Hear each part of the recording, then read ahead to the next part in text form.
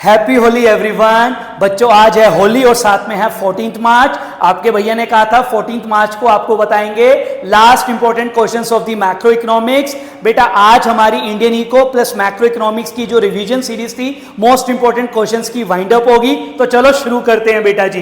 पहला question explain the components of AD and AS. उसके बाद what is the concept of investment multiplier और उसकी वर्किंग करनी है।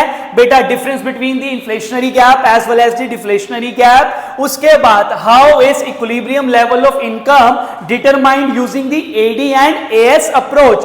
उसके बाद हमें न्यूमेरिकल्स करने हैं जो कि मैं आप लोगों को कल बताऊंगा।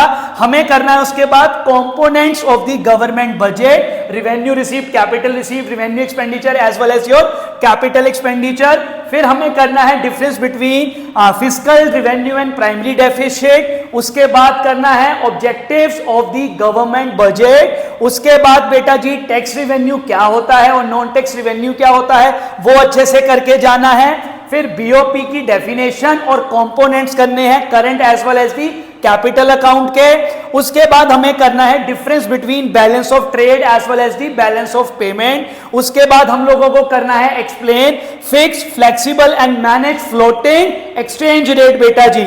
उसके बाद what is foreign exchange rate and how is its demand and supply determine a foreign exchange market. उसके बाद last difference between autonomous and accommodating items in the BOP.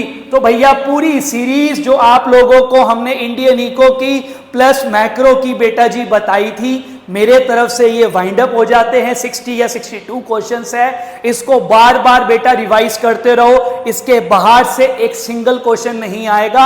अगर आप लोग इन 60 क्वेश्चंस को बहुत ही अच्छे से थोरली करके चले जाओगे तो आप लोगों का 19 मार्च का बोर्ड का एग्जाम बहुत ही बढ़िया होगा। कल लाऊंगा मैं आप लोगों के लिए कुछ न्यूमेरिकल पार्ट, तो कल भी सेम मेरे पेज में आ जाना और न्यूमेरिकल पार्ट को भी बहुत ही अच्छे से कर लेना। God bless you all. मेहनत करने का टाइम है तो मेहनत करो बेटा जी।